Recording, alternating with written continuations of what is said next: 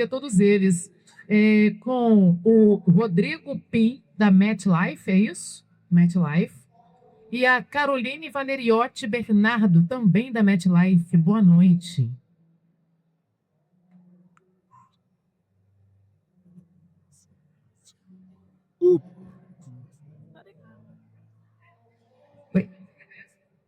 Oi, boa noite, pessoal.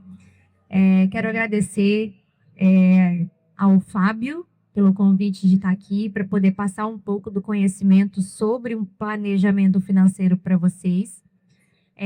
Agradecer, até essa organização está maravilhosa, tudo muito bonito, muito obrigada.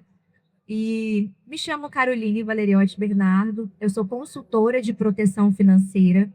Hoje a minha empresa parceira é a MetLife. E nós vamos conversar um pouco aqui. Na verdade, a gente vai como se eu fosse fazer várias perguntas que são as que eu mais escuto dos clientes.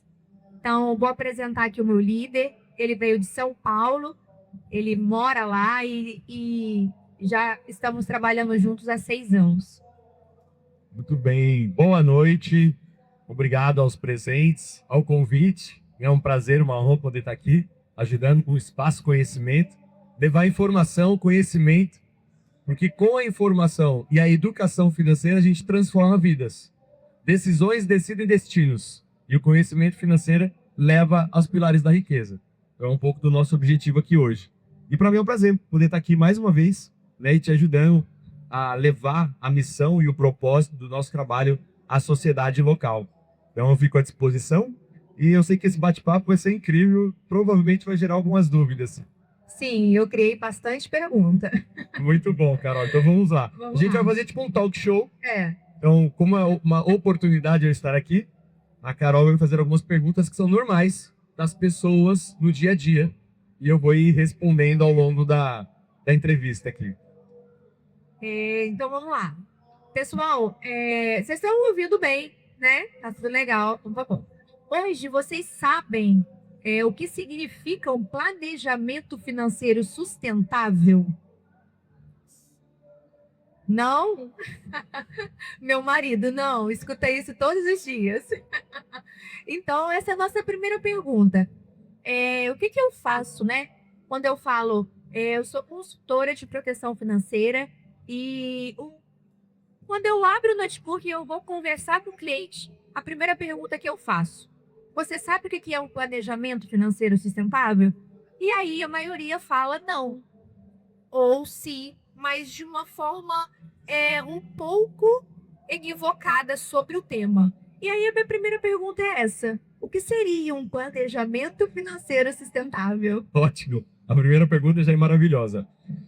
Quem aqui concorda ou acredita que no Brasil nós não temos uma educação financeira de forma adequada, não temos na base, certo? Ou seja, não temos. Então o planejamento sustentável ele vem desta base, da falta de educação financeira. Né? É importante deixar isso claro. O planejamento sustentável ele vem de uma garantia onde eu vou adquirir recursos, eu vou fazer investimentos para que no futuro eu tenha independência financeira. Parece óbvio. Todo mundo quer ter independência financeira. Tem recursos que gerem renda passiva e lá na frente, aos meus 50, 60 anos, em algum momento da minha vida, eu vou poder parar de trabalhar ou escolher o ritmo de trabalho. Certo, cara? Porém, o que a maioria das pessoas não fazem ou não sabem fazer? O quanto gastar do próprio dinheiro. Então, do que a gente ganha dentro da economia de país de primeiro mundo, é ensinado à sua sociedade quanto eu posso gastar, quanto eu preciso investir e quanto eu devo me proteger.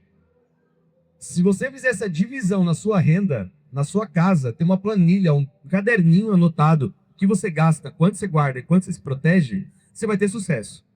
Começa aqui os pilares da riqueza. Qual é a dica que a gente dá? Que é o básico. No máximo, 70% do que se ganha pode ser para o seu padrão de vida, para o seu custo de vida. Ou seja, eu não posso gastar mais 70% do que eu ganho. Parece óbvio, não é. Temos uma sociedade quase 70% endividada. Se quase 70% da sociedade é endividada, não é óbvio, deveria ser. Devemos investir 20 a 25% do que nós ganhamos para o futuro. Um dinheiro que não é para trocar de carro, não é para trocar de casa, não é para sair comprando terra, não. É um dinheiro para investir no futuro, para gerar renda passiva. Pode até ser imóveis para locação, pode ser investimentos com liquidez, desde que daqui 20 anos, 30 anos, eu tenha a condição de viver deste recurso. Então a dica é guardar de 20 a 25% do que a gente ganha para o futuro e não gastar esse dinheiro com absolutamente nada ao longo dos próximos 20 ou 30 anos da sua vida. Esquece que você tem esse dinheiro. O teu eu do futuro vai te agradecer. Isso é importante. E de 5 a 10% do que nós ganhamos é proteção de renda, imprevistos ao longo da vida, que pode afetar minha geração de receita. E se eu não puder mais trabalhar, eu não tenho ainda reserva para manter o meu custo de vida. E para isso existem investimentos, recursos de proteção de renda para sobreviver. Então, pagar a minha conta, vamos dizer assim. Então, essa divisão, que é a pizza financeira, 70, 25, 5. Nunca esqueça isso e não abra mão disso em hipótese alguma. Começa aqui o planejamento financeiro sustentável. Essa é a primeira dica, que é para ter um futuro brilhante dentro dos pilares da riqueza. Isso. E a partir desse momento, a gente vai identificar o cliente, qual é a necessidade dele. Existem três tipos, né, Pim, de pessoas, de clientes, que nós fazemos toda essa consultoria. E aí, a partir desse momento, a gente vai entender qual é o perfil do cliente. Vocês acham que todo mundo precisa de algum tipo de planejamento ou não? Sim, e é neste momento que a gente começa o trabalho. Eu vou identificar se o meu cliente acabou de formar, se ele não é casado, se ele não é filho, se ele não tem filhos dependentes financeiros, se ele está começando no mercado de trabalho e se ele, por algum motivo, por algum previsto, vier a parar, ele não tem ainda uma renda que vá suprir a necessidade dele. É aí que eu entro na proteção financeira, que é a proteção de renda.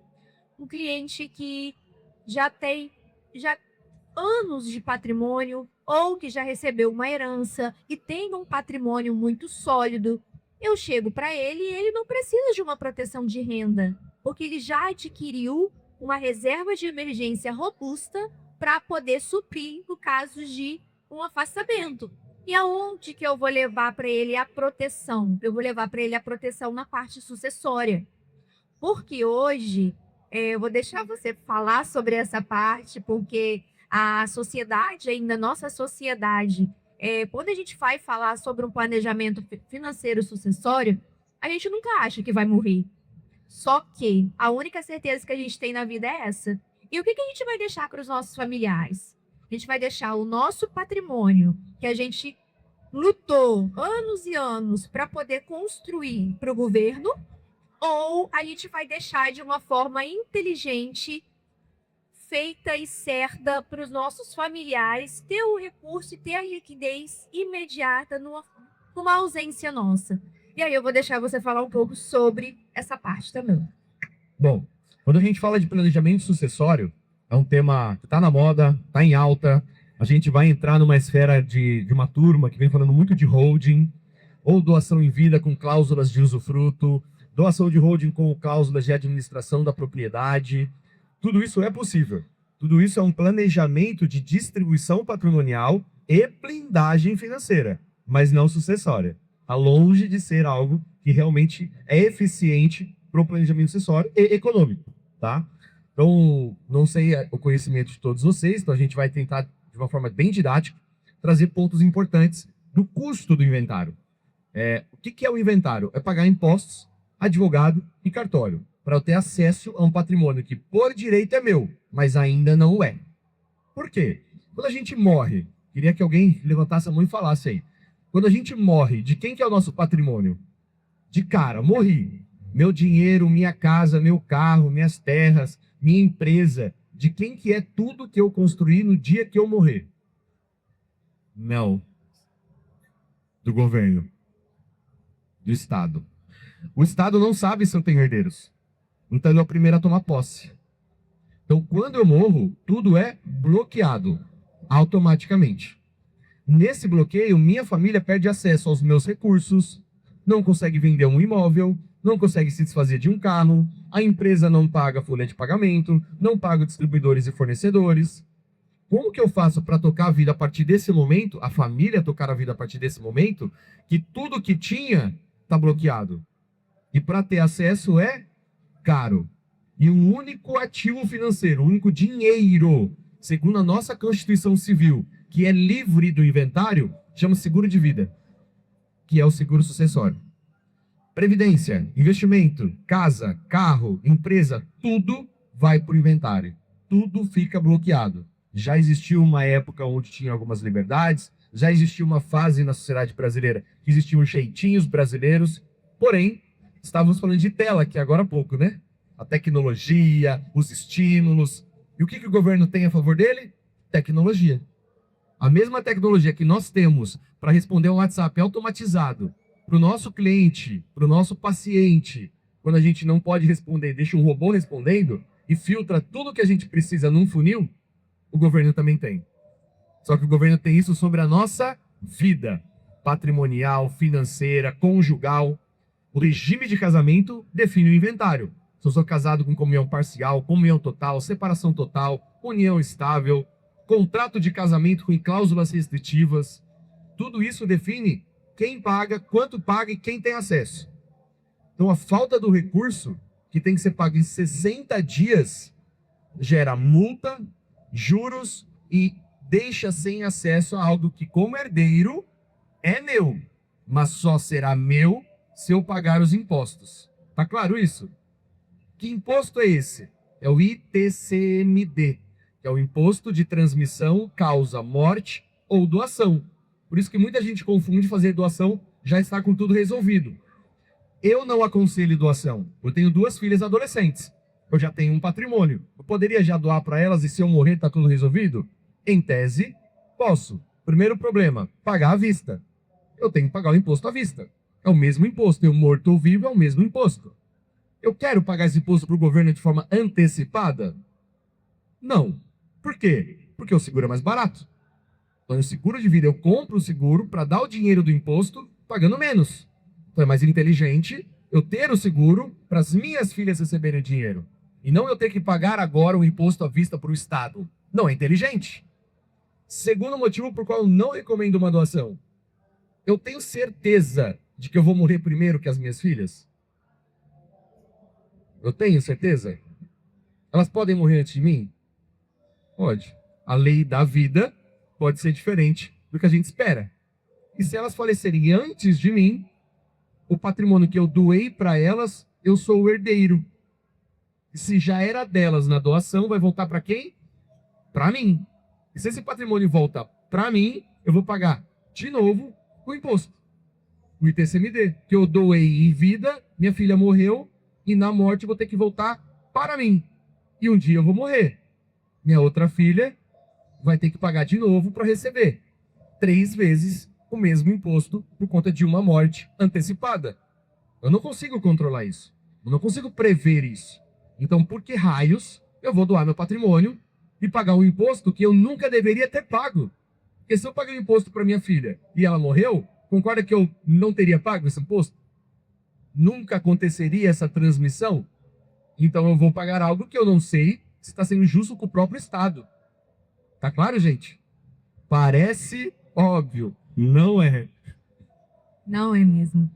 Então, já falamos um pouco, né, sobre o planejamento financeiro sustentável, que chegamos nos pilares da vida. Fomos para a parte de sucessão, pincelamos um pouco. E agora eu tenho uma pergunta que muitas pessoas me fazem e que vai de acordo, né, com todo o nosso trabalho. Vamos falar um pouco sobre a proteção de renda para profissionais liberais. Então, muitos profissionais liberais e empresários acreditam que o seguro de vida é só para quando se morre. Como o seguro de vida moderno protege o segurado ainda em vida? Ótimo. É normal, quando a gente fala de seguro, as pessoas pensarem somente na morte. E aí, vamos lá, né? Eu falo algumas coisas, Aliás, eu tenho um canal que chama Me Segure, então me segure, hein, Carol? Eu falo algumas coisas que são impactantes, as pessoas param realmente para pensar. Vivemos no ano de 2026, pleno século XXI. Já saímos da época das cavernas faz tempo. E ainda encontro pessoas que falam, se eu morrer, dane-se, minha família se vira. Não estou preocupado com a minha esposa e meus filhos, porque vai ter um Ricardão. Não vou deixar dinheiro para os outros gastarem com a minha família. O cara tá mais preocupado com um terceiro que ele nem sabe quem é, se vai existir, do que com a própria família. Você está negligenciando as pessoas que você diz que você mais ama. Mas seguro de vida não é só sobre morte. O doutor André, que estava aqui, nosso amigo cardiologista, você opera, André? Não faz cirurgia? Um médico cirurgião, um neurocirurgião, qual a parte mais importante do corpo dele para a profissão? As mãos, certo? Se ele for jogar beach tennis e machucar as mãos, ele opera? Não. E você ficar 6 meses em reabilitação? A principal fonte de renda dele, que é uma cirurgia. Acabou. A proteção de renda vem justamente aqui. Proteger as partes do corpo que é mais importante na minha profissão.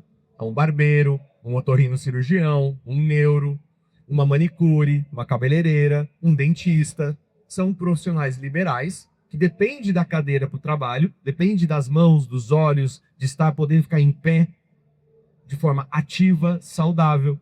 E existem coberturas hoje para quebra de ossos, para internação hospitalar, para afastamento domiciliar, para cirurgias complexas, para diagnóstico de doenças graves, onde se acontecer alguma situação dessa, nós, dentro do planejamento sustentável, vamos identificar qual a renda que este profissional, essa pessoa precisa dentro de casa para suprir a ausência dela no trabalho naquele período.